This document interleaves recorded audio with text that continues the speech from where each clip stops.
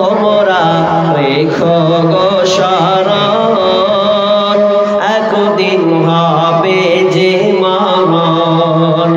তোমরা রেখো গো স্মরণ, একদিন হবে যে মরণ। শয়তান তোমার শত্রু বাটে বলে আল কোরআন, তোমরা রেখো গো স্মরণ, একদিন হবে যে মরণ। প্রথম নবী জান্নাতে ছিলেন, সঙ্গিনী হাওয়াকে পেলেন। প্রথম নবী জান্নাতে ছিলেন, সঙ্গিনী হাওয়াকে পেলেন। চক্রান্ত করিয়া শয়তান খাওয়াইল কান্দা, তোমরা রেখো গো স্মরণ, একদিন হবে যে মরণ। তোমরা রেখো গো স্মরণ, একদিন হবে যে মরণ। শয়তান ছাড়ল না, আদম হাওয়াকে দুজনকে ফল খাওয়ালো। আর যেমনই ফল খাওয়া তাদের শরীর থেকে জান্নাতি পোশাক খসে গেল। আর আল্লাহ তেমন করলো, এরে আমি তোদেরকে বলেছিলাম নিষেধ, তোরা পরিবর্তন করলি, আমার নিষেধকে আদেশে রূপান্তরিত করলি। তো আমিও আল্লাহ অ্যাকশন আপ নিলাম, আমিও পরিবর্তন করে দিলাম, আমিও আমার মানসিকতা চেঞ্জ করে দিলাম। তোরা যেমনই ভুল কাজ করেছিস, যেমন তোরা পরিবর্তন করলি, আমি আল্লাহ তোদেরকে জান্নাতে পাঠিয়ে দিলাম, জান্নাত থেকে বহিষ্কার করলাম, যা তোরা দুনিয়া থেকে থাক। আদম হাওয়া যেমন পরিবর্তন করলো, আল্লাহ পরিবর্তন করে দিল। তাহলে আর তোদের জান্নাতে থাকার কোনো অপশনই নাই। এখন যা দুনিয়াতে, পরে তখন দেখা যাবে দুনিয়াতে একদম নেকি উপার্জন করে আবার আসতে হবে। তাহলে আল্লাহ অ্যাকশন নেন না, যতক্ষণ পর্যন্ত আপনি স্বাভাবিক ভালো অবস্থায় থাকবেন, আল্লাহ আপনার উপরে সহানুভূতি থাকবেন। যেমন আপনি পাল্টে দিবেন, আল্লাহ বলবে আমার কিছু করা নাই। কিভাবে?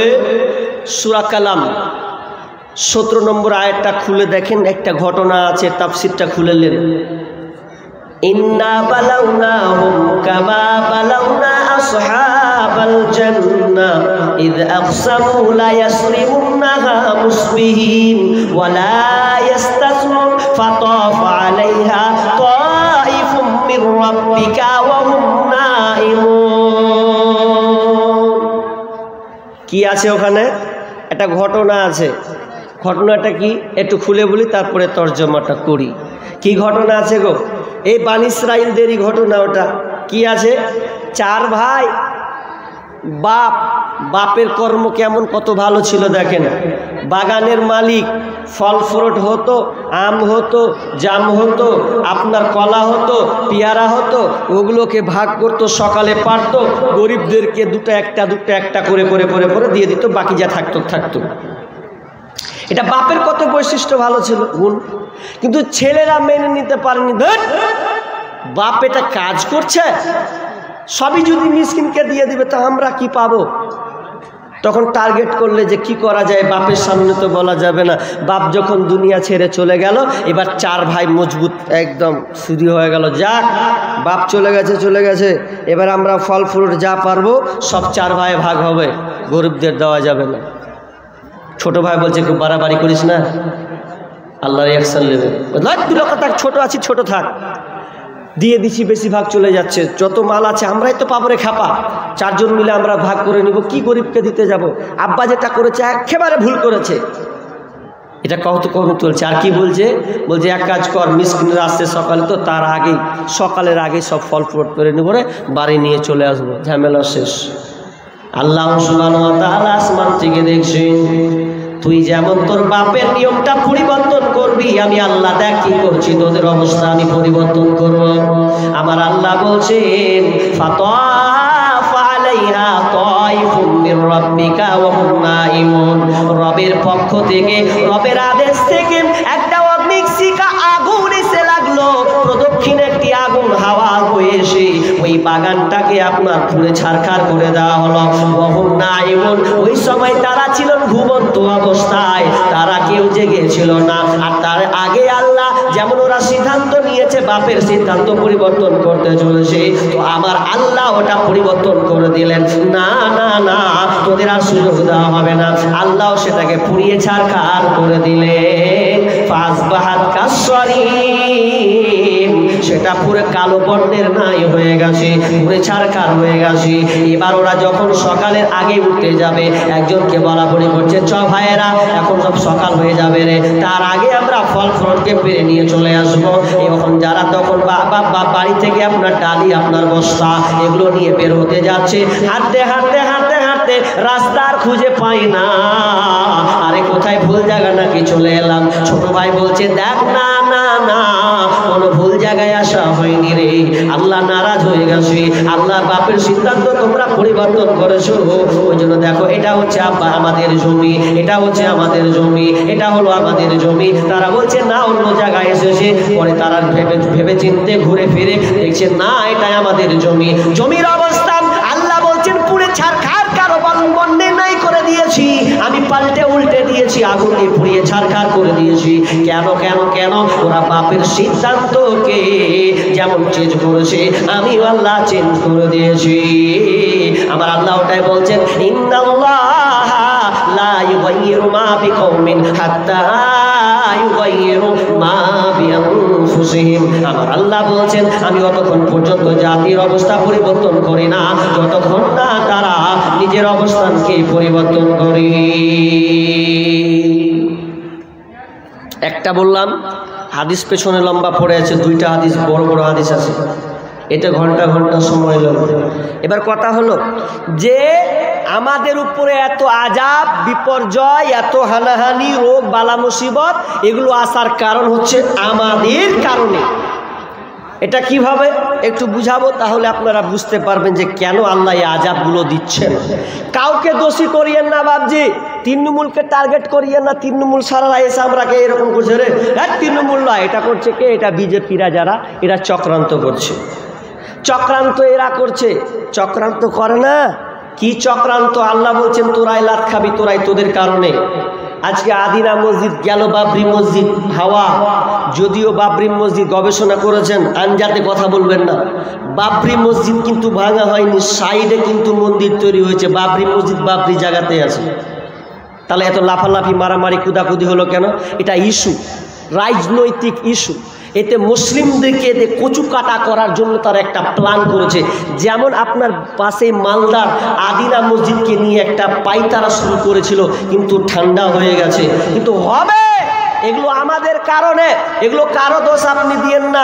উত্তরপ্রদেশ থেকে এসে এখানে মন্ত্র মারা শুরু করলো, পূজা করা শুরু করলো, কেন কেন?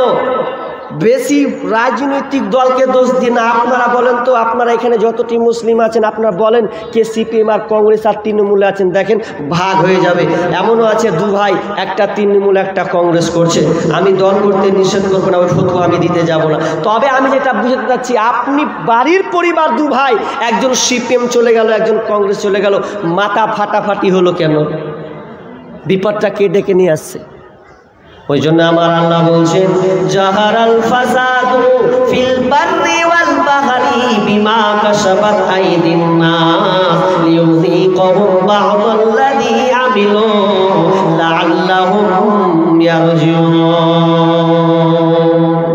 আল্লাহ বলছেন, জলে স্থলে যত তোমরা বিপর্যয়, যত তোমরা হানাহানি, মারামারি, কাটাকাটি, দাঙ্গা ফাসাদ, যতগুলো তুমি দেখতে পাচ্ছ, এগুলো তোমাদের হাতের কামাই, তোমাদের কারণে এই বিপর্যয়গুলো নেমে এসেছে। জাহারাল ফাসাদু ফিল বাররি ওয়াল বাহরি বিমা কাসাবাত আইদিন নাস লিয়ুযীকাহুম বা'দাল্লাযী আমিলু লাআল্লাহুম ইয়ারজিউন। তোমাদের অনেক পাপের কারণে আল্লাহ তোমাদের এই আস্বাদন করা হয়, তোমাদের উপরে পাপ আযাবগুলো চাপিয়ে দেওয়া হয়, এগুলো তোমাদের অনেক পাপের কারণে। কেন কেন? লাআল্লাহুম ইয়ারজিউন, বান্দারে, যাতে তুই দিনের মধ্যে ফিরে আসতে পারিস। এই আয়াতটা বুঝতে পারেননি, একটু ভেঙে উদাহরণ দিব তো বুঝে নেবেন, চট করে তাড়াতাড়ি বুঝেলেন, সময় কম বলে দিই। আচ্ছা, রাজমিস্ত্রি যারা, তারা বাড়ি মিস্ত্রি, যারা রাজমিস্ত্রি তারা বাড়ি তৈরি করে, তো করে, বাড়ি তৈরি করে। আর ইঞ্জিনিয়ারের কাজ কি বলেন তো? ইঞ্জিনিয়াররা প্ল্যান করে দেয়, আপনার 1 কাঠা 1.5 কাঠা জায়গা আছে, ওই জায়গাটাকে সুন্দর করে, আরে ভাই এই কাঠাতে এরকম বাড়ি হবে, এরকম করলে খুব সুন্দর হবে। ইঞ্জিনিয়ার আপনাকে রুলস দেখাবে যেভাবে বাড়ি করলে ভালো। তো একদিন 4 তলা বিল্ডিং তৈরি হচ্ছে, তো আপনার ওখানে ইঞ্জিনিয়ার 4 তলার উপরে আছে, আর যে মিস্ত্রি ও নিচে আছে। এই যখন নিচে আছে, ওপর 4 তলা থেকে ইঞ্জিনিয়ার হাঁক মারছে, ভাই হাঁক মারছে তো শুনতে পাই না, নিচে মেশিন ঘুরছে ভাঁ ভাঁ করে, কি শুনতে পাবে? শুনতে পাই না। ওপর থেকে হাঁক মারছে, মিস্ত্রির মন খারাপ, ইঞ্জিনিয়ারের মন খারাপ, এত করে ডাকছি শালা কথাই শুনে না রে। তখন ওই মিস্ত্রি কি করলে, ওই আপনার কি ইঞ্জিনিয়ার নিজের পকেট থেকে 500 টাকা নোট বের করে মানে ওর মাথার সামনে রিং করে ফেলছে। ফেলার পর টাকাটা নিচে পড়ছে, 4 তলার থেকে নিচে পড়ছে। তখন এই আপনার ইঞ্জিনিয়ার, এই আপনার কি বলে রাজমিস্ত্রি, তখন কি করছে, টাকা যখন দেখেছে, বাপরে 500 টাকা লুটবে, দিনে 500 টাকা করছে, আর 500 টাকা আগে দিন করেছে। তো মানুষ যখন টাকা কুড়ায়, কেমন করে কুড়ায় যে ভাই, আপনারা কেউ টাকা কুড়িয়েছেন কোনোদিন লক্ষ্য করে? কেমন করে কুড়ায়? এই যখন টাকা কুড়ায় তখন পাখানটাকে আস্তে আস্তে ফিস ফিস ফিস বিলাইয়ের মতন করে আস্তে আস্তে আস্তে আস্তে যায়। যে 500 টাকা লোক পাকাম করে 5 চাপা দিয়ে দেয়, তাই না?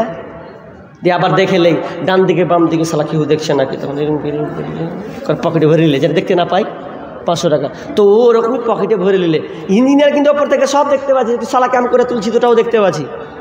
তখন কি করছে, তাও যে ওপর দিকে তাকালে না 500 টাকা পেলে, তাও আবার একটা 500 টাকা লোট ফেলছে।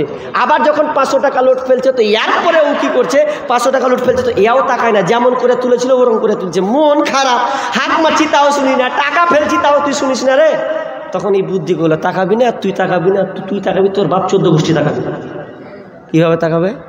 তখন ওই ইঞ্জিনিয়ার ওর সামনাসামনি হয়েছে, নিচে আছে ও সামনাসামনি হয়েছে, তা বড় একটা পাথর নিয়েছে, এত বড় একটা পাথর নিয়েছে, আর পাথর নিয়ে ওর সামনাসামনি মাথায় রিং করছে। তাকাবি না, দেখ কেমন করে তাকাবি।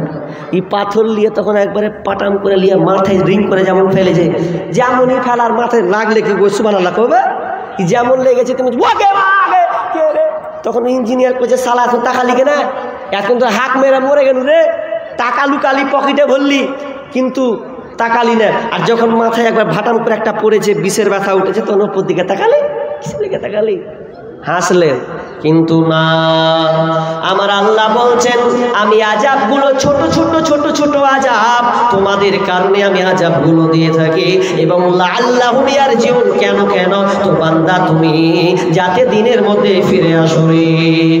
আল্লাহ মুয়াজ্জিনের মাধ্যমে ডাকেন, হাইয়া আলাস সালাহ, হাইয়া আলাল ফালাহ। মুয়াজ্জিন আযান দেয়, নামাজে আয় আয় আয়। আল্লাহ মুয়াজ্জিনের মাধ্যমে 5 বার ডেকেছি। আমি কতবার আপনাকে দিনের কথা বলছি। আমার আগের বক্তা আব্দুল্লাহ আপনাকে দিনের কথা বলেছি, তার আগের বক্তা আকরাম, উনিও আপনাকে, ওয়াসিম আকরাম, ও আপনাকে কোরআন হাদিসের আলোচনা শুনিয়েছি। তাহলে সবাই শোনালো, এরপরেও বক্তা ভাষণ দেয়, ইমাম আপনাকে আপনার জুমা খুতবা শোনায়, এরপরে আপনি যখন আসেন না, তখন আমার আল্লাহ পথ বেছে নেই। যেদিন আমি তোর উপরে চড় চাপিয়ে দেব রে, আযাবগুলো চাপিয়ে দেব, সেদিন তোরা বুঝতে পারবি যে আমি আল্লাহ কেন তোদের উপরে আযাবটা চাপালাম। এই জন্য চাপালাম, লাআল্লাহুম ইয়ারজিউন, যাতে করে তোরা দিনের মধ্যে ফিরে আসি। আযাব তাহলে কেন হচ্ছে? আমরা যেন দিনের মধ্যে ফিরে যাই। আযাব আল্লাহকে দোষারোপ করে লাভ নাই। 2টা হাদিস পড়েছি, পাবো না, একটা পড়বো দিয়ে আমি মেন পয়েন্টে চলে যাব। একটা হাদিস আছে ইবনে উমার থেকে, ইবনে মাজার হাদিস, সেখানে কয়েকটা রোগ তুলে ধরা আছে যে আমাদের মধ্যে আযাব কেন চেপে আসছে, কি কারণে আযাবগুলো আসছে, এই আযাবগুলো কারণ ওখানে তুলে ধরা হচ্ছে। আব্দুল্লাহ ইবনে উমার হাদিসটি বর্ণনা করছেন যে আল্লাহ রাসূল বলছেন, এই সাহাবীরা, এই মুহাজিরেরা, শোনো, কোনো কম কোনো জাতি যদি এই 5টা পাপে লিপ্ত হয়, তাহলে আল্লাহ তাদের উপরে আবার ঘুরিয়ে 7টা আযাব চাপিয়ে দেবে। যেমন করবি তেমন হবে, যেমন আনবেন তেমন হবে। কেমন? যেমন বিশ্বনবী বলছেন, 1 নাম্বার তুলে ধরলেন, যখন কোন জাতি, কোন কম, যখন তারা সমাজে অশ্লীলতা বাড়িয়ে দেবে রে, অশ্লীলতা যখন প্রকাশ পাবে তখন আল্লাহ সুবহানাহু ওয়া তাআলা তাদের উপরে মহামারী দিবেন, এমন রোগ আবিষ্কার করবেন যেই রোগ পূর্বে ছিল না, ডাক্তারের ব্যাপারে কোনো ধ্যান ধারণা নাই।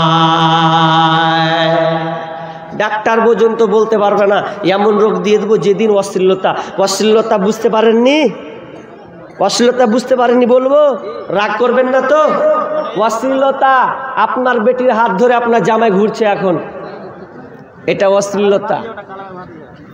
জামাই বেটিকে অফার দিয়ে দিয়েছেন, জামাই বলছে শাশুড়িকে যে মাঝি তো কি করছে, রহিমাকে নিয়ে যাবো এই জালসা শুনতে। আচ্ছা বলেন তো, রহিমাকেও জালসা শুনতে নিয়ে যাবে না 12টা বাজে? আপনি দিলেন কেন? অশ্লীলতা, আপনার ছেলে মেয়ে একাকার অশ্লীলতা হয়ে ঘুরছে। আজকে বর্তমানে দেখা যাক স্কুলে, পার্কে, রাস্তায় ঘাটে, বাড়িতে ঘাটে, মাঠে, যেখানে যাবেন অশ্লীলতার অশ্লীলতা। এমন অশ্লীলতা আজকে বর্তমান হচ্ছে যে একটা ছেলে আছে মাঝখানে, তো দুটা বেটি ছেলে আছে দুখানে হাত ধরে হাঁটছে। যে কেন ধরে আছি? যে দুটা পালিয়ে যায় যদি, ওই জন্য ধরে আছি। এ দুটাকে কষ্ট করে জড়ো করেছি আমি, ওই জন্য হাত দুখান ঝুলিয়ে ঝুলিয়ে আমি নিয়ে যাচ্ছি। আরে এদিকে বাপ তাহাজ্জুদের নামাজ পড়ছে, ও তাহাজ্জুদ বলছে রব্বানা জালামনা, আর এদিকে বেটিতেও ঘুরছে, ছোটো গড়িতে ঘুরছেও, আর এদিকেও রব্বানা জালামনা পড়ছে। বেটির কোনো খবর নাই, অশ্লীলতা প্রকাশ করে দিয়েছেন এই দুয়ার ঝাঁটা। আপনি তাহাজ্জুদের সালাত পড়বেন আর আপনার বেটি বরখা পরে দিয়ে অন্য পরপুরুষের সঙ্গে খোলা মেটাই ঘুরবে, আর আপনি বলছেন যে আমি জান্নাত নিয়ে নেব। অশ্লীলতা দূর করুন, এটা হচ্ছে অশ্লীলতা। আর আজকের বর্তমানে অশ্লীলতা তো আবার বলতে হয় যে ছেলে কোনটা ছেলে আর কোনটা মেয়ে বোঝা যায় না।